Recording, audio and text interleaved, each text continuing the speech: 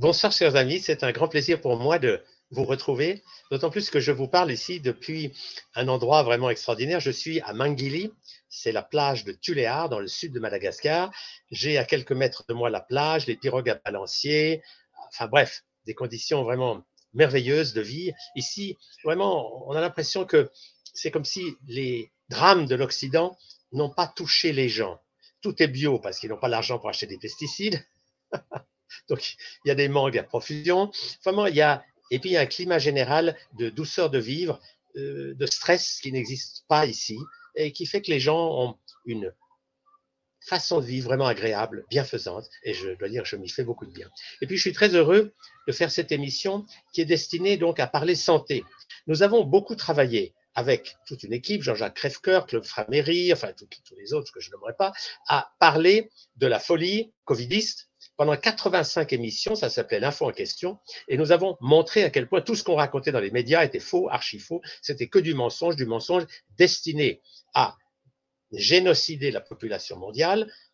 J'ai écrit un livre là-dessus qui s'appelle Vaccin, génocide planétaire. Donc tout ça, c'est des choses qui existent, mais il s'agit de passer maintenant comme à autre chose. Il s'agit de ne plus rester dans dénoncer les fous, mais de faire autre chose que d'avoir peur et que d'être dans un débat pour ou contre, qui a raison, qui a tort, et de rester comme enflammé dans une lutte contre quelque chose. Et toutes les émissions que nous avons faites, d'ailleurs, se trouvent sur notre site. Si vous allez sur santéglobale.world, vous avez accès à toutes ces informations.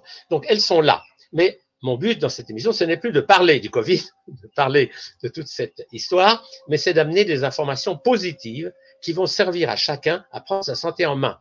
Parce que tout le problème est là. Tant que vous croyez que la santé va venir de l'extérieur, d'une injection ou d'un médicament chimique, vous êtes dans l'optique ancienne, qui est la croyance que le bonheur va venir du dehors. La réalité profonde, c'est que la santé vient toujours d'une démarche personnelle et qu'il s'agit d'apprendre à gérer notre santé, d'où le titre de l'émission, La santé, ça s'apprend. Eh bien, dans cette dynamique, je suis très heureux ce soir d'accueillir quelqu'un pour lequel j'ai beaucoup d'estime.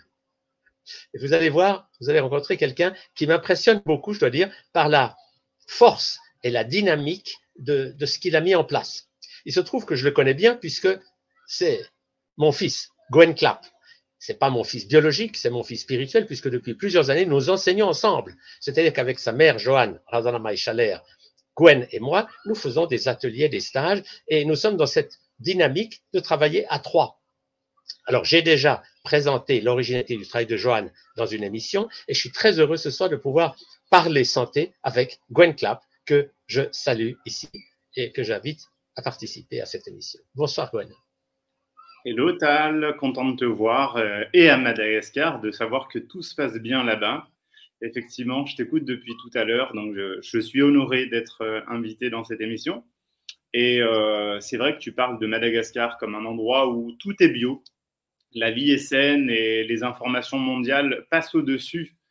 Hélas, j'ai pas cette chance, bien que aujourd'hui il fasse magnifiquement beau. Je suis en Suisse.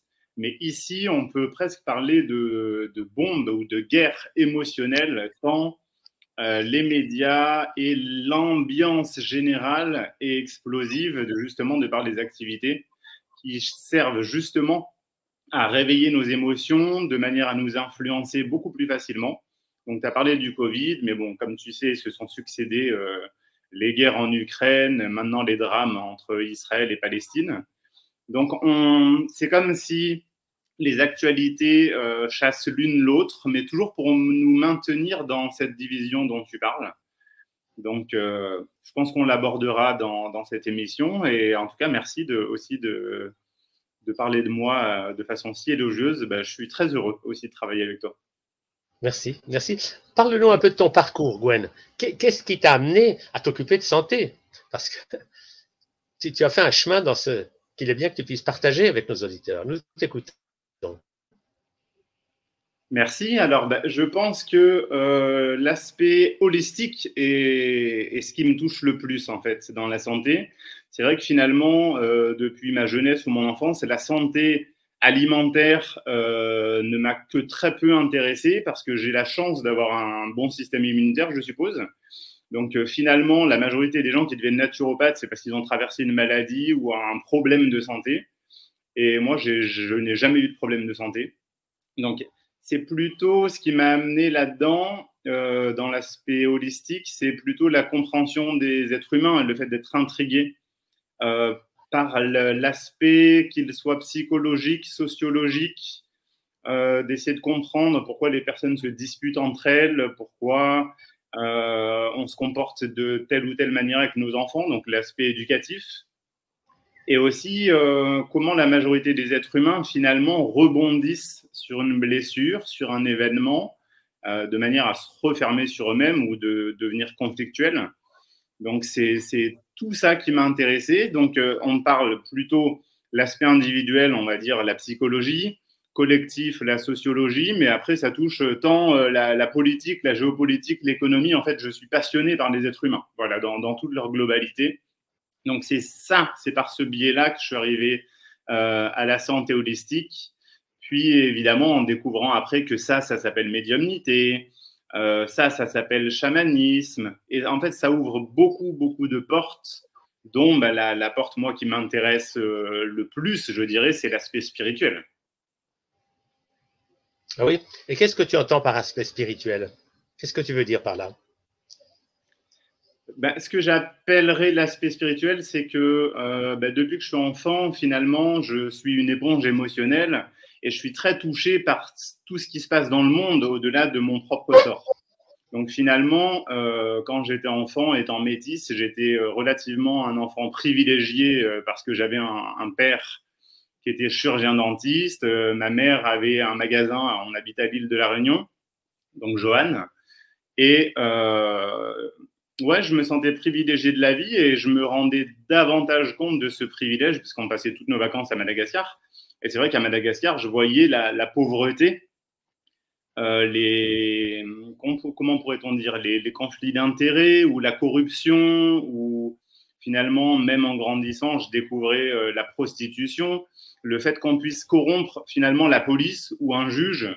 Finalement, c'est un peu la loi de qui a de l'argent.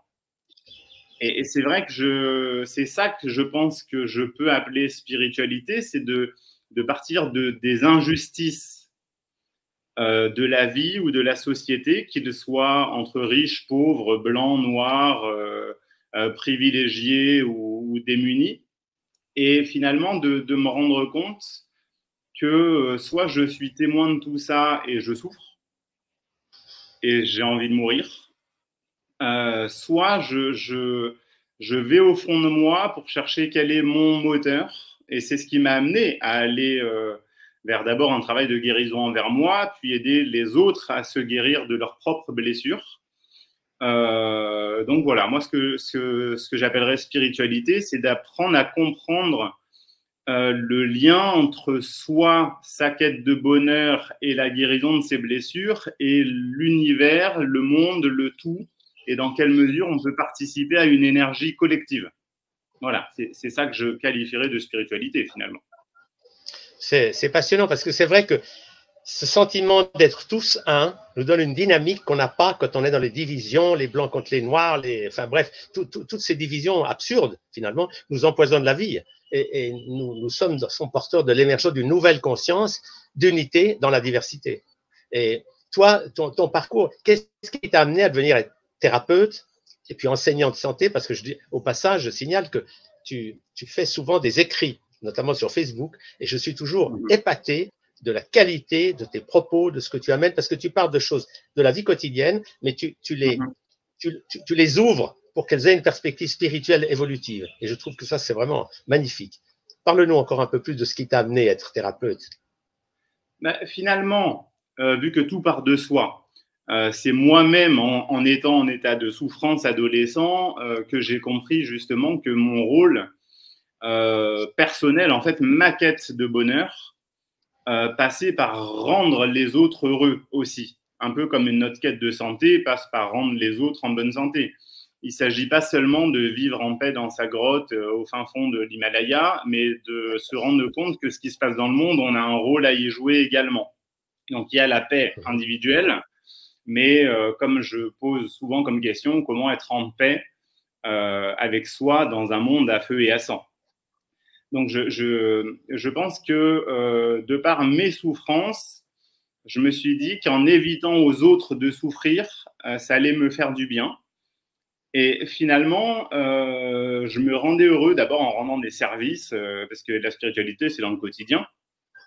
En aidant des gens dans leur parcours, qu'ils soient en se guérissant d'une maladie, que ce soit une transition professionnelle, que ce soit des personnes qui s'entendent pas avec leurs enfants, des couples qui divorcent.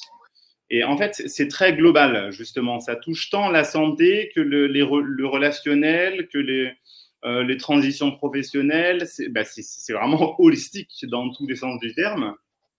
Et c'est vrai que je me rendais heureux à travers ça, puisque tout simplement, d'abord, quand j'allais mal, je réalisais que je me rendais heureux parce qu'au travers de l'aide à autrui, on s'oublie. Et en fait, du coup, puisque soi disparaît, se dissout, on peut dire, dans la quête de vouloir aider quelqu'un, finalement, on devient heureux de voir les gens heureux et on oublie d'aller mal. Et ça, c'est quelque chose que je trouve fascinant. Et puis, par la suite, effectivement, je vous ai rejoint avec Joanne et toi. Donc, j'ai appris les outils de santé qui soient physiques, émotionnels, mentales, spirituels. Et je me suis finalement rendu compte justement de cette question qui, pour moi, est une des questions les plus importantes de la vie. Qu'est-ce qui me rend heureux? Et je trouve que c'est la question qu'on ne pose jamais aux gens. On demande aux enfants qu'est-ce que tu veux faire dans la vie? Au lieu de leur demander qu'est-ce qui te rend heureux, fais-en un métier. Et finalement, là, je me suis dit, moi, ce qui me rend heureux, c'est de participer au monde que je rêve de voir. Et donc, finalement, ça me rattache à guérir toujours mes propres blessures d'enfance. Et en fait, en continuant ce chemin de je veux plus voir de corruption, de prostitution, de pédophilie ou autre, finalement, c'est comme si j'ai appris à me satisfaire du OK, pour l'instant, je change pas la face du monde. Dans mon côté enfant rêveur qui veut que tous ces drames humains n'existent plus. Mais au moins, si je peux aider une personne, ça me rend heureux. Voilà en fait à quoi je voue ma vie. Et en fait, tu as parlé du Covid tout à l'heure. Par exemple, pendant le Covid, je voyais bien que pendant le temps où j'avais pas de patients, d'abord, je me baladais dans la nature, j'étais bien, j'étais heureux. Et finalement, c'est comme si le fait de moins avoir de patients me manquait, un peu comme une drogue. C'est comme si, je prends la métaphore d'une plante, c'est que quand je rends service à quelqu'un ou au monde, j'arrose la plante qui est à l'intérieur de moi. Et quand je ne fais pas ça, la plante, elle dessèche et elle dépérit. Donc ça, on va dire, c'est pour moi. Pour d'autres gens, chacun ses missions de vie, mais je pense quand même que ça fait partie des missions universelles de se rendre service les uns les autres et de se rendre utile à une totalité. D'accord. Et dans le fond, comment est-ce que tu fonctionnes actuellement comme thérapeute? Quand quelqu'un te demande de l'aide, qu'est-ce que tu vas faire avec lui de manière très pratique? Ce qu'il y a de génial selon moi, et c'est aussi grâce à vous, c'est que j'ai appris que chacun est unique, chaque situation est unique, et en fait, on ne peut pas faire du copier-coller de méthodologie ou de protocole en disant tiens, toi, tu as été battu par tes parents, donc je vais te traiter comme tous les enfants qui ont été battus par leurs parents. Et du coup, en fait, ça rend très souple, c'est que je m'adapte à chaque personne. Donc, il y a effectivement le travail individuel que je propose, que ce soit en présentiel en Suisse ici, que ce soit à distance en visio, comme on fait là. Sachant qu'on ne peut pas tout faire non plus à distance, un soin physique, vous imaginez bien qu'on ne peut pas le faire par Skype ou par Zoom. Et sinon, il y a tout le travail qu'on fait en stage, en conférence, en événements via Internet aujourd'hui.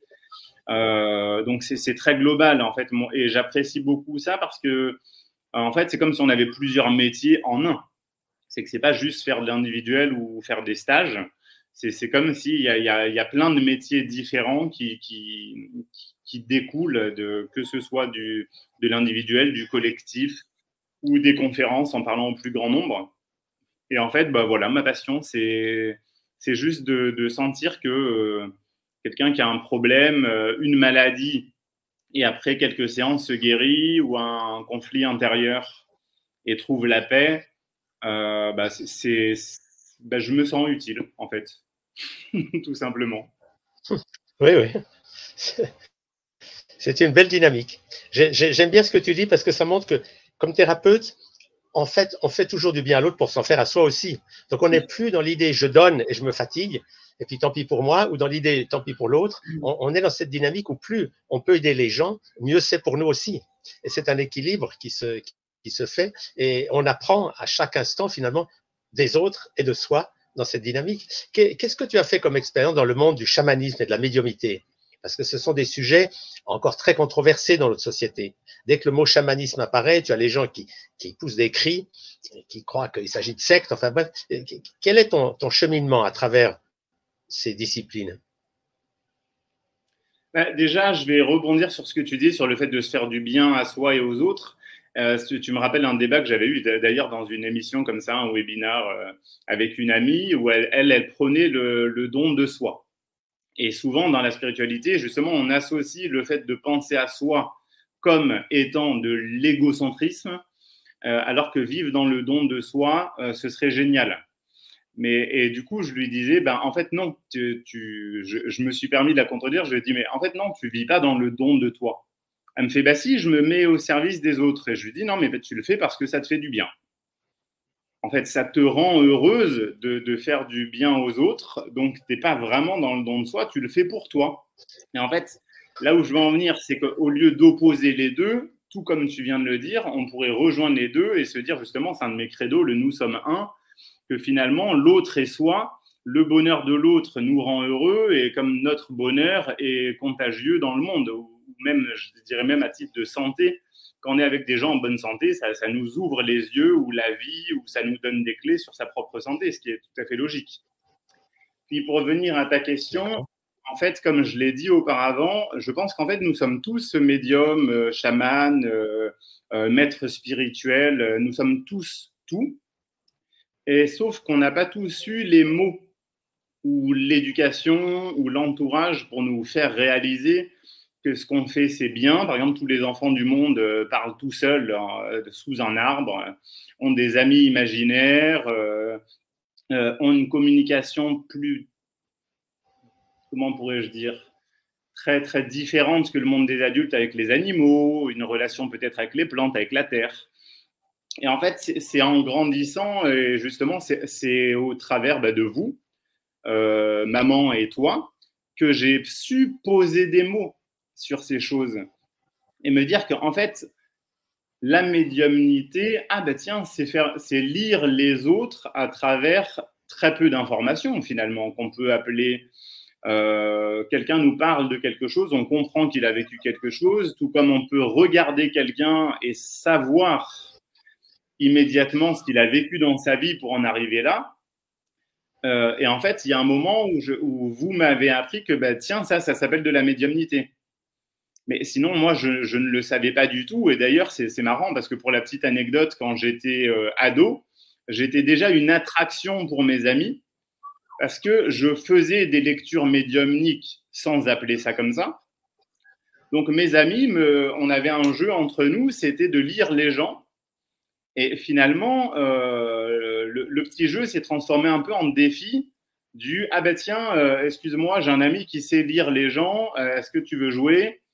Oui, d'accord, ok. Et puis, bon, Gwen, vas-y, dis tout ce que tu peux lire de cette personne, ce que tu connais de sa vie. Et moi, je me lançais comme ça à faire des lectures, à dire, à mon avis, tu as vécu ci, ça, tu vis ça, tu es de telle origine, tu es de telle culture ou religion. Et en fait, ça a épaté tout le monde. Et moi, pour moi, c'était génial. Et en fait, c'est que beaucoup plus tard que j'ai appris que ça s'appelait de la médiumnité. De se dire, je peux connaître le passé ou éventuellement le présent et le futur de quelqu'un juste en regardant son comportement, son attitude, comment il se tient, le physique, la gestuelle, les vêtements, le comportement. Et après, pour l'aspect chamanisme, c'est à peu près pareil. Mais c'est vrai qu'aujourd'hui, je sais que le chamanisme, c'est le fait d'être dans soigner. Mais c'est vrai que pendant longtemps, pour moi, le chamanisme, c'était quelque chose de plus personnel. C'était ma relation avec moi-même, avec la nature, avec ma solitude. Et c'est vrai que quand je suis venu me former chez vous et que vous m'avez proposé, Gwen, ça dit, de transmettre le chamanisme aux autres, quelque part, ça me dérangeait parce que je me disais, bah non, en fait, moi, le chamanisme, j'ai pas envie d'enseigner, j'ai envie que ce soit moi tout seul avec la nature. Et j'ai appris justement, et merci d'ailleurs au passage, à toi et à maman, parce qu'en fait, vous m'avez appris quelque chose, c'est qu'en fait, on a tous des clés, des outils, une conscience. Et vous m'avez appris que finalement, bah, un des autres buts dans la vie, ou qu'on peut appeler mission de vie, c'est de transmettre. Et je crois que ce truc d'apprendre à transmettre et d'apprendre à aimer à transmettre, bah, c'est assez contagieux. Et finalement, je me suis dit, bah oui, s'il y a plein de gens qui ne savent pas gérer leurs émotions, qui ne comprennent pas le sens de leur pensée créatrice, qui ne comprennent pas que le chamanisme, c'est déjà de faire tout seul presque des soins à distance, poser des intentions, faire des bénédictions, faire un petit rituel, tout seul ou avec des gens. Et la médiumnité, ça peut servir à mieux conscientiser des gens sur eux-mêmes pour qu'ils se guérissent. Bah, vous m'avez ouvert une autre porte du bonheur, finalement, c'est la transmission. Super, vraiment, ça me fait chaud de t'entendre. Pour moi, c'était assez étonnant, cette dynamique qu'on a mise en place, ça fait maintenant quelques années, d'enseigner à 3. Parce que déjà, d'enseigner à 2, c'est pas évident. Il y a peu d'enseignants qui font ça. Mais d'enseigner à 3, c'était quelque chose de passionnant et qui a bien marché. C'est qu'on a vraiment réussi à avoir une complémentarité où on est chacun soi-même, mais on tient compte des deux autres et l'énergie circule. Et moi, j'ai beaucoup apprécié parce que dans cette dynamique, moi, j'étais déjà un enseignant en quelque sorte structuré, Johan aussi, et toi, tu arrivais, c'était pas évident de te confronter à deux éléphants comme nous, et vraiment, tu as su le faire avec une grâce et une beauté qui m'a épaté. C'est-à-dire que tu as réussi à pas te mettre en conflit avec ce qu'on amenait, mais à amener des éléments complémentaires pour montrer que tout dans l'unité, tout a sa place. C'est-à-dire qu'on n'est plus en train d'opposer quoi que ce soit, on est en train de voir, il y a une chose, puis ça mène à une autre, et la diversité dans l'unité, c'est vraiment le bonheur, quoi. C'est qu'on est tous un, mais on est tous différents. C'est ça qui est chouette. Oui, c'est vrai, parce qu'en fait, déjà, je pense que de ce que j'ai appris de vous, je ne peux pas nier. Je ne peux pas dire non, c'est pas important, l'alimentation, ou non, taper sur sa femme, c'est pas grave. Donc, en fait, vous enseignez des choses qui sont évidentes. Donc, vous m'avez appris à ouvrir le spectre de cette santé holistique. Et à la fois, c'est vrai que moi-même, j'avais déjà ma conscience, finalement, que j'avais acquis depuis que j'étais enfant, ou mes connaissances. Et finalement, encore une fois, le but, c'était pas de les opposer, c'est de les rendre complémentaires. Et finalement, en fait, j'ai compris quelque chose, c'est que nous sommes tous aussi le fruit de notre propre vie. Donc, enseigner quelque chose qu'on a appris, en fait, pour moi, ça n'a pas vraiment de sens si on n'en a pas l'expérience. Donc, un peu comme, je sais pas moi, quelqu'un qui n'est jamais passé par l'alcool va moins bien aider parce qu'il a appris à l'université que les mécanismes de l'alcool et de la dépendance amènent tel résultat. Bah, il aura beau apprendre des théories génialissimes, bah, il sera forcément moins bon, selon moi, que quelqu'un qui a connu l'expérience de l'alcool, de l'alcoolisme. Bah, c'est bien pour ça que dans les alcooliques anonymes, le parrain, c'est un ancien alcoolique. Donc, pour moi, tout est expérimentation. Et du coup, bah, je pense que ce qui nous rend complémentaires, c'est qu'on n'est pas les mêmes personnes, on n'a pas la même vie, on n'a pas la même vision d'une même chose. Et du coup, en fait, bah, la notion quasiment, je trouve, de conflit disparaît parce qu'il n'y a pas de « t'as raison » ou « j'ai tort ». Il y a juste, tu as une vision de ton angle.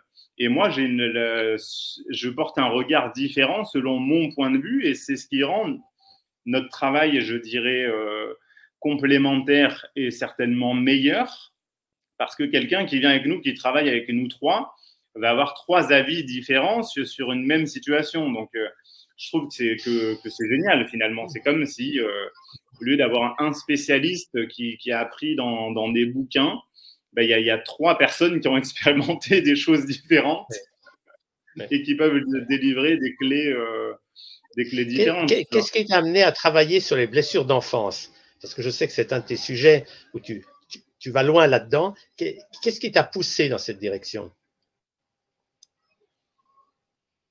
Je pense que l'enfant, ça me touche. Je vais te répondre très personnellement. Je pense que déjà en tant qu'enfant, je n'étais pas heureux, tout simplement. Donc je trouve qu'on ne m'a pas considéré comme un enfant assez longtemps et assez bien. Donc ça donne déjà une propre idéologie sur qu'est-ce qu'une bonne éducation. Finalement, sa propre enfance nous dit, ah ben tiens, un enfant, ça a besoin de ça et pas de ça, etc. Et puis, en fait, pour moi, l'enfant, c'est un mélange entre c'est l'innocence à préserver, et bien souvent, on arrache l'enfant de l'innocence, de l'inconscience, de l'insouciance, pour demander beaucoup de responsabilités à des enfants beaucoup trop jeunes. Même certains traumatismes, tu vois. Moi, ce qui me touche le plus, d'ailleurs, c'est les abus sexuels sur les enfants. Donc, en fait, c'est un peu comme si on prend un enfant, je fais un peu cette métaphore de l'acte sexuel d'un adulte sur un enfant, c'est un peu comme lui enlever son doudou ou son ours en peluche et lui dire, bon, maintenant, tu n'es plus un enfant, tu es un adulte dès maintenant. Les conséquences d'un geste traumatisant peuvent être d'arracher la naïveté et l'innocence à un enfant pour toujours.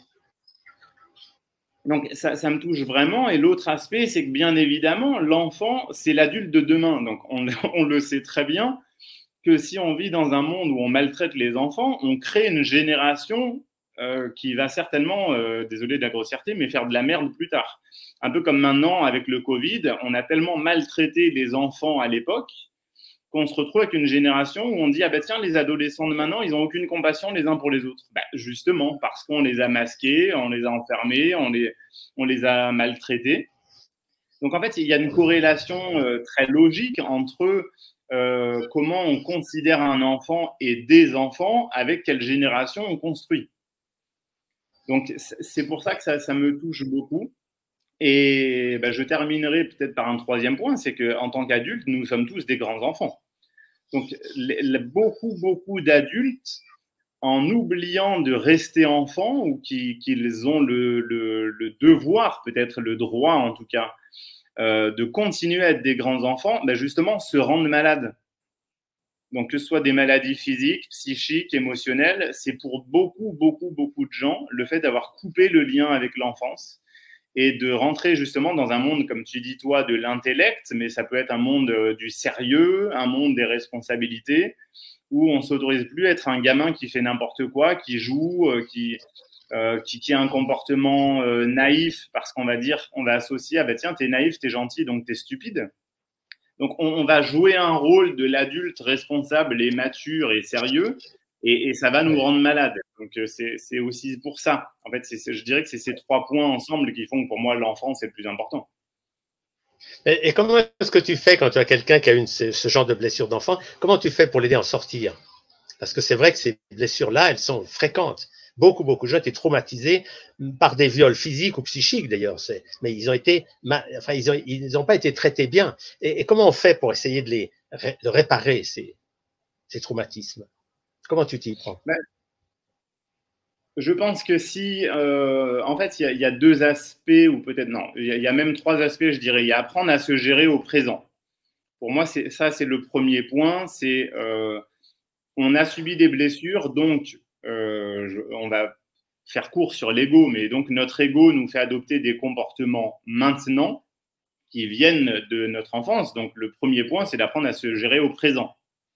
Je ne réagis pas avec ma blessure, je réagis avec ma conscience. Donc ça, c'est le premier point pour travailler sur soi.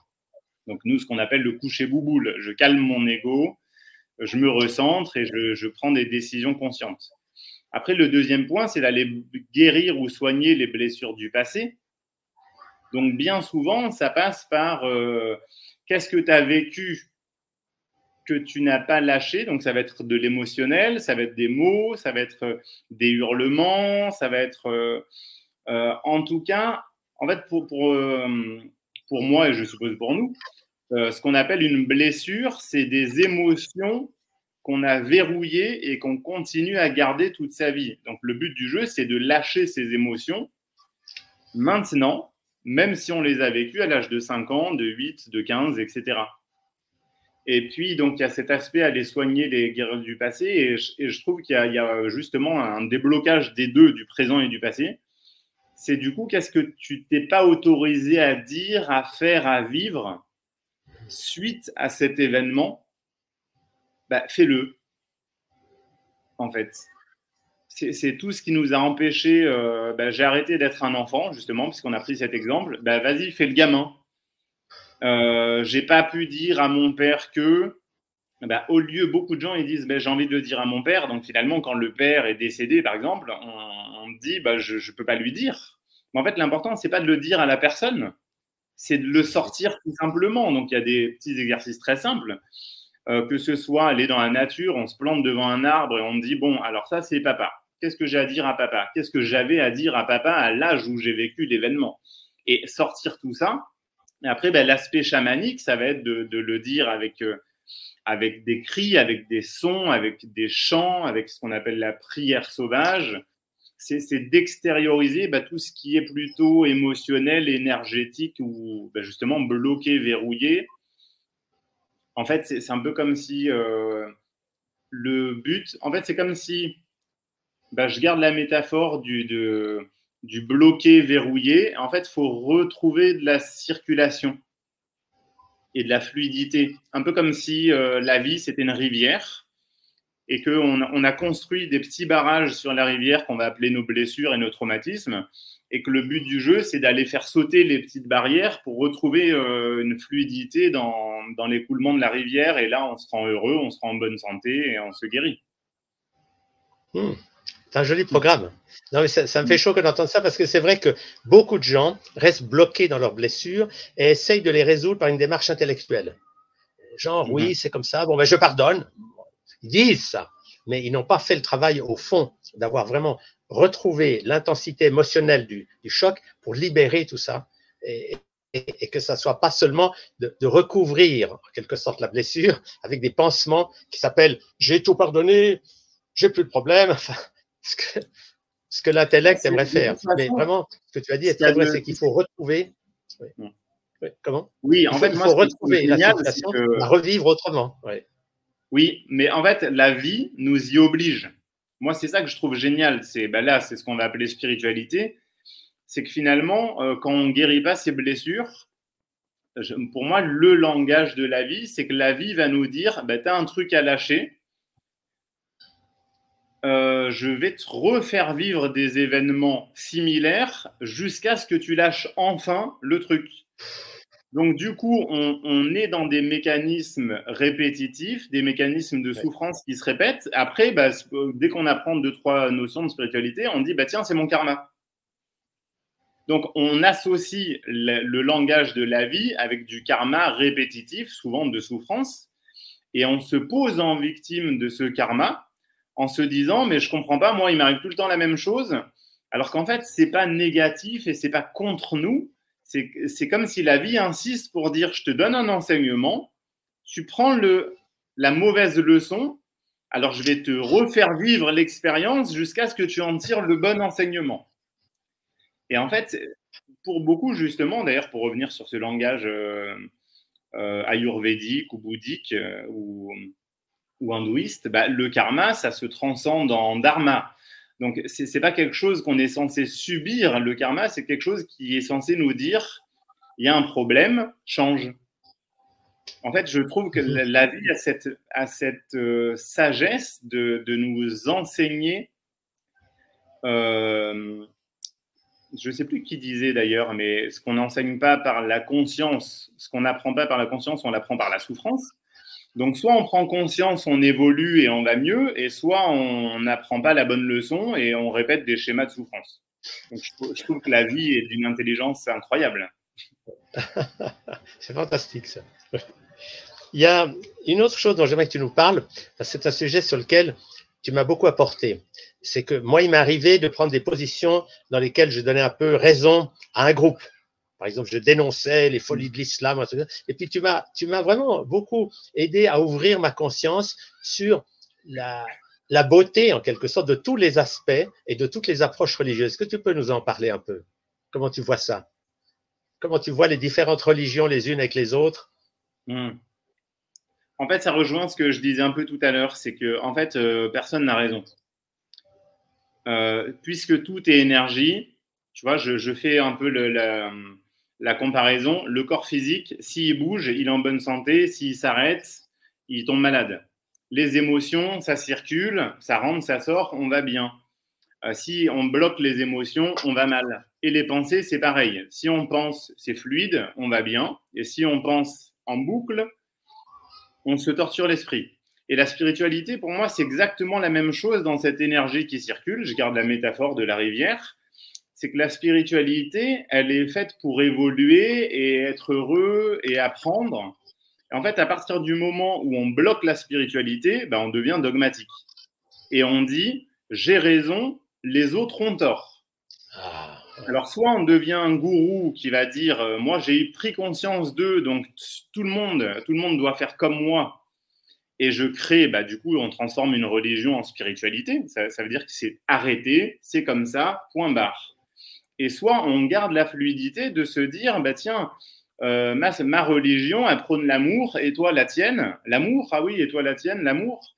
Bon, ben, alors dans ce cas, on est tous d'accord.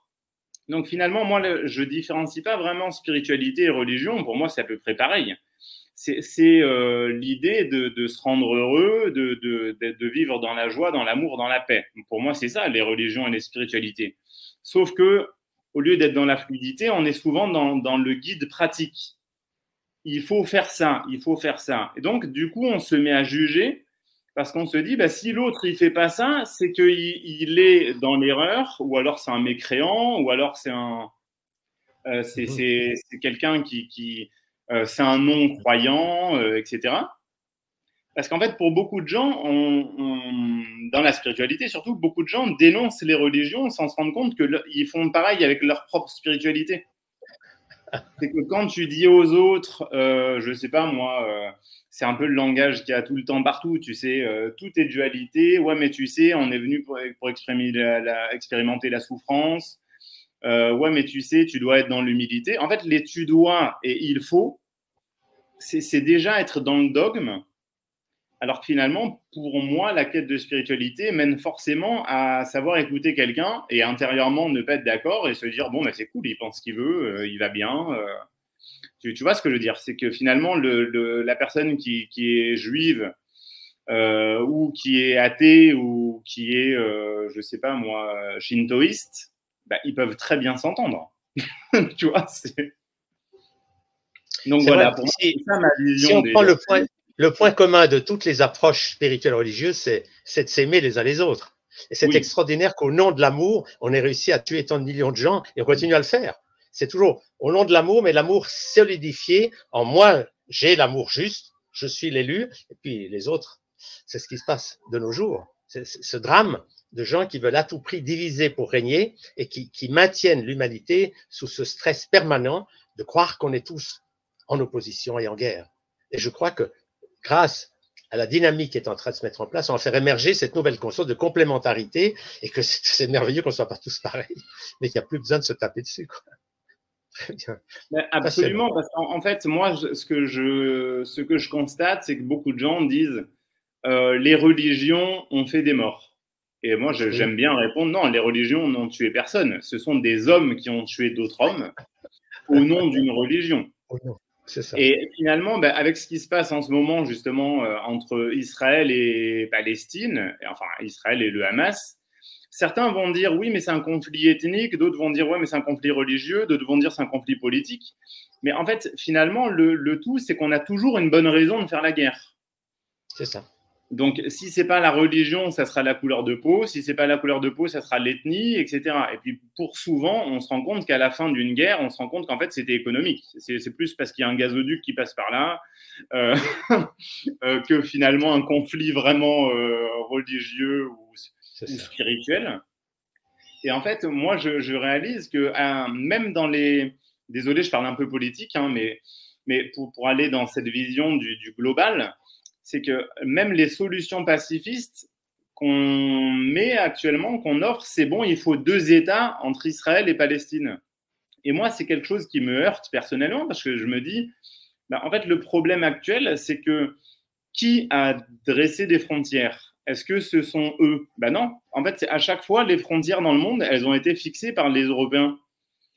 L'Afrique, quand il y a des conflits, parce qu'on a tracé des traits, on a dit, tiens, ça c'est à la France, ça c'est à l'Angleterre, sans jamais tenir compte des peuples qui vivaient là et qui, en fait, finalement, vivaient en paix pour certains, pour la majorité, avant qu'on fixe des frontières. Donc, pour moi, le conflit, c'est pas qu'il faut deux pays avec une frontière entre les deux, c'est qu'en fait, les gens, ils vivaient là depuis des milliers d'années sans frontières et ils allaient très bien. Donc, tu vois, en fait, moi, ce que je trouve incroyable, c'est que depuis que je suis enfant, il y a des pays et on les coupe en 2 ou en 3 ou en 4 pour dire, tiens, ça va être, on va mettre les musulmans là-bas, les chrétiens là, ou alors là, on va mettre telle ethnie, là, on va mettre telle ethnie. Alors qu'en fait, le but, c'est pas de couper des milliers de petits morceaux de territoire où chacun pense sa croyance, mais qu'on réapprenne à vivre en paix. Parce que finalement, si on dit, je sais pas moi, Jérusalem, c'est le berceau du christianisme, du judaïsme et de l'islam, dans ce cas, on pourrait très bien vivre en paix tous ensemble. Tu vois, donc pour moi, pour beaucoup, les conflits sont pas vraiment justement ni religieux, ni ethniques, ni autres, ni de croyances. En fait, les conflits viennent souvent du fait que d'autres peuples ont décidé de coller des frontières. C'est tout à fait. On n'arrête pas avec ça. Ouais. Mais en même temps, je crois qu'on est vraiment parvenu à un moment où il s'agit que les consciences changent et qu'on prenne conscience qu'on est tous sur la même petite planète et qu'on arrête de se taper dessus, quoi. Et je crois que ça va émerger. Parce que franchement, on ne peut pas continuer comme ça, avec ces guerres, toute cette espèce de boucherie sanglante qui n'a plus aucun sens, alors qu'on peut faire émerger autre chose. Parce que pourquoi on n'y arriverait pas? C'est possible de s'entendre entre gens différents et de faire cohabiter dans un même pays des juifs et des chrétiens, des musulmans, enfin, ça s'est fait. Moi, j'avais eu l'occasion de faire un voyage en Syrie, d'ailleurs, juste avant la guerre. Et j'avais vu en Syrie, il y avait une cohabitation depuis des milliers d'années entre les différentes religions, ils avaient leurs églises, et ça marchait très bien. Donc, c'est possible, ça a déjà été fait, et on peut arriver à recréer des sociétés comme ça. D'accord. Je suis d'accord avec toi dans ça n'a pas de sens. Mais malgré tout, justement, je lance ma petite pub aussi. J'ai fait une vidéo il n'y a pas longtemps sur ma chaîne YouTube qui a mon nom, donc Gwen Clap, justement pour aller chercher le sens de ça. Et pour moi, le sens est quand même très important. C'est que je réalise que depuis 5 ans, quand je regarde les médias, on est passé du pour ou contre les gilets jaunes à pour ou contre le masque, pour ou contre les mesures sanitaires. Après, est-ce que Vladimir Poutine est un dangereux psychopathe? Est-ce qu'il faut condamner la Russie? Et maintenant, on est à est-ce qu'il faut condamner le Hamas? Est-ce que vous condamnez Israël? Et en fait, on est dans un cycle continuel d'opposer les gens par des oui, des non, des pour, des contre, des pros, des anti, etc. Et en fait, le sens profond de ça, pour moi, du narratif médiatique, évidemment, il y a le diviser pour mieux régner, mais au-delà de ça, c'est d'influencer les gens dans une direction bien précise. Donc pour moi, c'est important de comprendre que ça a un sens. Pourquoi là, il y a ce conflit et on le monte en épingle? En fait, c'est comme si les puissants de ce monde nous disent, bon, allez, les moutons, il faut regarder là-bas. Comme ça, on va vous faire passer des lois pour vous rassurer. Donc en fait, finalement, on est dans cette société un peu, tu sais, comme après le 11 septembre, les États-Unis ont fait des guerres, enfin, ont fait des lois pour permettre la surveillance généralisée du peuple. Voilà, pour moi, ça sert à ça. C'est qu'en fait, le sens profond de tout ça, c'est que le narratif médiatique nous montre la voie dans laquelle on est censé aller pour devenir bien dressé, bien obéissant. Donc, spirituellement, ça peut nous apprendre à nous dire « Ah ben tiens, puisque les médias me montrent cette direction, je vais prendre l'autre. » Voilà. C'est passionnant. Et c'est le point capital, c'est que tout l'extérieur veut nous conditionner à obéir à quelqu'un. Et finalement, tout notre travail, c'est de revenir autonome.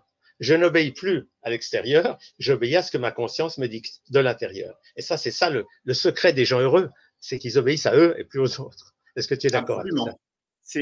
On appelle conscience parce que nous, on parle de spiritualité, mais ne serait-ce que intellectuellement, on pourrait appeler ça avoir du discernement. Je tombe pas dans le piège qu'on me tend. Je sais observer la situation, rester moi-même, justement. Je me fais pas avoir par la peur, par la haine, et je reste centré. J'apprends à me gérer et justement à pas juste me laisser me faire conditionner par la société. Oui. Eh oui. Et qu'est-ce que tu peux nous dire sur les sous-personnalités psychoactives? C'est un des sujets dans lesquels je sais que tu excelles. Donc, les SPPA, sous-personnalités psychoactives, c'est quoi ces personnages intérieurs? Alors, les sous-personnalités, ou on peut dire nos multiples facettes, les personnages intérieurs, ben, tu vois, je vais prendre l'exemple présent. Là, maintenant, tu m'invites à parler de moi relativement professionnellement. Donc, c'est une facette de nous qui est pro. Toi, tu es intervieweur, moi, je suis interviewé. Mais en même temps, on a d'autres sous-personnalités qui sont tu es mon beau-père, je suis ton beau-fils. On en a d'autres qui sont on est collègues de travail à certains moments de notre vie. Tout comme à d'autres moments, tu vas être mon père et moi le fils, ou on va être deux amis qui discutent, ou alors je vais te considérer comme le mari de ma mère quand je vais être l'enfant intérieur. Ouais. Donc en fait, tout ces sous-personnalités nous montrent qu'il y a une multitude de petits Gwen à l'intérieur de moi et de petits Tal à l'intérieur de toi. Et en fait, ça existe en chaque être humain. Donc ces sous-personnalités, on travaille dessus justement pour concevoir l'idée que ce qu'on appelle le conflit intérieur, souvent, c'est que des facettes ne sont pas d'accord. On a un objectif imagine, j'ai un objectif pro, mais il y a des facettes de moi qui ne sont pas d'accord avec cet objectif pro, donc je vais m'auto-saboter. Alors qu'il y a des facettes à l'intérieur de nous qui se mettent d'accord dans une direction, et ce qui crée la paix intérieure. Et en fait, le fait de prendre conscience de toutes ces sous-personnalités nous apprend non seulement à vivre en paix avec nous-mêmes, mais aussi à mieux concevoir les sous-personnalités des autres personnes qu'on rencontre dans notre vie et à savoir nous adapter à elles. Donc ça crée, finalement, la paix intérieure crée la paix extérieure. Donc c'est très intéressant de comprendre ces sous-personnalités et la relation après, pour pas en parler pendant 1000 ans, mais entre la relation avec notre ego pour là où on va mal, avec notre âme pour quand on est heureux et dans l'amour et dans la joie. Et en fait, oui, c'est tout à fait passionnant. Ce que tu veux dire, c'est que quand notre ego domine, il est dans les divisions et les oppositions, et quand on écoute l'âme, elle va nous proposer des solutions où toutes les sous-personnalités vont pouvoir s'épanouir en harmonie avec celles des autres. C'est un peu ça. Tout à fait. En fait, c'est un peu comme si l'ego, il crée justement le conflit intérieur, donc la division, que ce soit la division intérieure avec moi-même, mais aussi la division avec les autres êtres humains. Il va me dire, lui, c'est un con, elle, j'aime pas comment elle se comporte. Donc, on est dans le jugement, donc dans l'opposition, où justement, tout à l'heure, on parlait de lui, il a tort, avec l'idéologie, avec les croyances. Alors que le fait d'écouter son âme, je dirais pas que ça va. L'objectif, c'est forcément de mettre en paix toutes les facettes tout de suite, mais au moins de donner raison à celle qui a besoin de gagner dans l'instant présent. Donc, s'il y a un moment où j'ai envie de faire le gamin avec ma chérie, mon âme peut me dire Gwen, c'est peut-être pas le moment de faire le gamin, parce qu'elle attend autre chose de toi. Donc, va plus dans l'énergie de l'amant ou du séducteur, parce qu'elle en a besoin. Et puis après, tu vas lui proposer de faire les gamins à un autre moment. Donc, en fait, l'âme nous permet quand même une forme de négociation intérieure. Donc, encore une fois, que ce soit dans la relation à soi ou dans la relation aux autres. Parce que, en fait, c'est important pour moi de le préciser, parce qu'il n'y a pas vraiment de moment où toutes les facettes sont d'accord. Parce que dans la vie, on est amené à faire des choix. Donc, la négociation intérieure, ça va être plutôt dans l'instant présent, de dire, bah, tiens, là, ton intérêt personnel, c'est plutôt de privilégier que ta relation amicale, elle se passe bien, donc laisse tomber un peu la relation à l'argent. Mais peut-être la prochaine fois, il faudra laisser la conversation tourner autour de l'argent et de la privilégier à la relation amicale. Tu vois, donc c'est une sorte de rôle, je dirais, d'arbitre ou de pacificateur, oui, effectivement, mais plus sur du long terme. Dans l'instant présent, finalement, on a un élan du cœur. Moi, c'est ça que j'adore, c'est que Notre âme, elle nous dit, tu vois, tu vas regarder par ta fenêtre, tu vas dire, tiens, j'ai envie d'aller nager. Ou moi, je vais me dire, tiens, il fait beau, j'ai envie d'aller marcher. Et en fait, ça, c'est l'élan de l'âme. C'est quelque chose de simple et spontané. Et en fait, notre ego, lui, va nous donner toutes les 1000 raisons de ne pas faire ça. Oui, mais il fait trop chaud. Ouais, mais j'ai peur qu'il pleuve. Oui, mais j'ai des mails à faire. Oui, mais j'ai encore un coup de fil à passer après. Et en fait, c'est ça. C'est comme si l'âme, elle a un élan dans l'instant présent et l'ego, il a 1000 élans pour pas le faire. Je vois, oui, oui. Non, je trouve que c'est passionnant ce que tu apportes parce que c'est une vision très importante dans la démarche vers la santé. Parce que la santé, c'est pas que l'alimentation, la naturopathie ou le travail sur les émotions, tout ça, enfin, toutes ces choses sont complémentaires, mais cette compréhension des personnages intérieurs, je trouve, c'est vraiment un point capital parce que ça manque dans beaucoup de systèmes philosophiques, c'est cette compréhension qu'on n'est pas un bloc, mais qu'on a des facettes qui n'ont pas les mêmes intérêts, les mêmes besoins et que nous devons apprendre à les respecter toutes. On ne peut pas dire je laisse passer que mon côté chaman guérisseur, et puis tant pis pour mon séducteur, tant pis pour mon amant, tant pis pour mon enfant, ils n'ont pas le droit de vivre. Parce que les facettes refoulées se vengent en créant des maux, des conflits, des maladies, et c'est un travail passionnant. Et je trouve que ce que tu apportes là est vraiment génial, parce que ça fait vraiment partie d'une démarche vers la santé. Tenir compte de tous les aspects de ce que nous sommes, et puis d'arriver à créer l'harmonie entre ces différentes facettes. Ouais, vraiment. Tout à fait. Très bien. Est-ce que oui, oui. Vas-y, je t'en prie. Oui, dans les outils de santé qu'on propose, que tu ou nous proposons aux gens, est-ce qu'il y en a d'autres dont tu voudrais toucher quelques mots? Je pense que là, je vais donner plus un exemple concret sur ce dont on parle, sur les facettes. Mais pour beaucoup, en fait, surtout en Occident, c'est la facette de l'enseignant qui domine généralement. Donc, pour que les gens comprennent bien cet aspect des facettes, c'est comme si, imaginez, vous êtes avec vos enfants, il y a un moment où l'enfant, il veut jouer aux jeux vidéo, ou il veut manger une glace, ou il veut aller au McDo. La majorité des parents, leur premier réflexe, c'est de lui dire non, c'est pas bien. Alors que des fois, la conscience peut nous amener à nous dire bon, je sais que c'est pas bien, c'est mauvais pour sa santé, ou c'est mauvais pour son état d'esprit ou son énergie de regarder la télé ou de jouer aux jeux vidéo. Mais vu qu'on passe un bon moment, je vais privilégier le côté qui veut passer un bon moment au côté qui veut donner des leçons de santé à mes enfants. Et c'est ça, pour moi, le début de comprendre ou conscientiser les facettes. C'est ça, c'est de savoir, bon, chaque chose en son temps. Voilà, pour moi, c'est ça qui est très important. Ça me rappelle des souvenirs très personnels, puisque ton fils, qui est mon petit-fils Rafali, quand il avait 12 ou 13 ans, il voulait qu'aller chez McDo. Et moi, j'ai fait l'effort de me taire, d'aller avec lui, de partager, etc. Mais je dois dire que j'ai quand même une joie immense quand à 18 ans, tout d'un coup, je me dis « Ah non, non, je suis plus du tout là-dedans, plus de coca. » Tout d'un coup, c'était vraiment chouette de voir qu'il est sorti de ce monde, mais il a passé par ce monde et tout d'un coup, un jour, il a pris conscience que c'était pas la bonne direction. Il s'est pris en main et c'était extraordinaire de le voir tout d'un coup rayonnant, découvrir qu'en buvant de l'eau, c'était mieux que du coca et en mangeant des fruits et des légumes, c'était mieux que McDo. Il avait fait son chemin. Il s'était épanoui par lui-même. C'est d'autant plus génial, justement, comme ça, tu me demandais une autre clé, de voir qu'en fait, pour beaucoup, dans nos facettes, c'est comme ça qu'on monte les gens contre nous. C'est que, en fait, finalement, tu parles de Rafali. Rafali, quand on lui disait « Rafali, il faut arrêter les fast-foods et les boissons gazeuses », il en consommait 3 fois plus.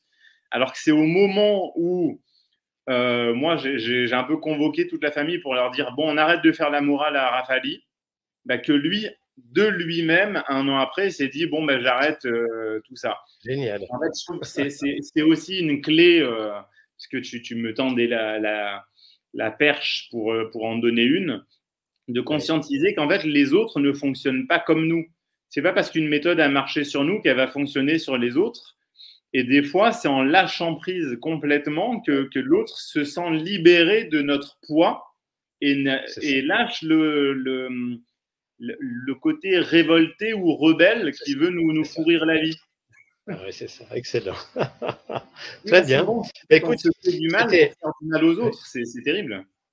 En tout cas, je te remercie beaucoup d'avoir consacré un peu de temps à cette émission. J'ai trouvé passionnant tout ce que tu as dit. J'invite les gens à aller sur ton site, gwenclap.org ou comme je ne sais plus, et puis à voir tout ce que tu présentes aux gens comme outil pour avancer dans cette démarche vers l'autonomie, vers la santé, vers la spiritualité consciente. Et je trouve que tu fais un très beau travail et je suis très honoré de pouvoir y contribuer, y participer de la même façon que toi, tu participes aussi à tout ce qu'on fait avec Joanne. On forme une belle équipe et merci d'avoir pu consacrer ce moment à en parler. Merci. Gwen. Merci à toi pour l'émission. Effectivement, ben là, on est en train d'organiser, je suis en train d'organiser aussi l'année prochaine, donc il n'y a pas d'événement prochainement. Si ce n'est à Genève, j'ai une conférence le 18 novembre à 17h pour ceux qui s'intéressent. C'est un salon de santé bien-être qui est sur 3 jours d'ailleurs. Hein. Il est 17, 18, 19. J'en ai une autre à Martigny au mois de février. Et puis pour le reste, effectivement, on organise les stages pour l'année prochaine. Donc il y a mon site gwenclap.com, notre site santéglobale.world et puis les réseaux sociaux. En fait, c'est très simple. J'ai parlé de YouTube tout à l'heure ou Facebook. Vous tapez Gwenclap sur Google et il y a tout. Donc contactez-moi, ça sera avec grand plaisir. Merci beaucoup, Gwen. Merci beaucoup et je te souhaite le meilleur et merci beaucoup d'avoir participé. Très bonne soirée et à bientôt. Ouais, merci. Ciao, ciao et au revoir tout le monde. Merci. Ciao.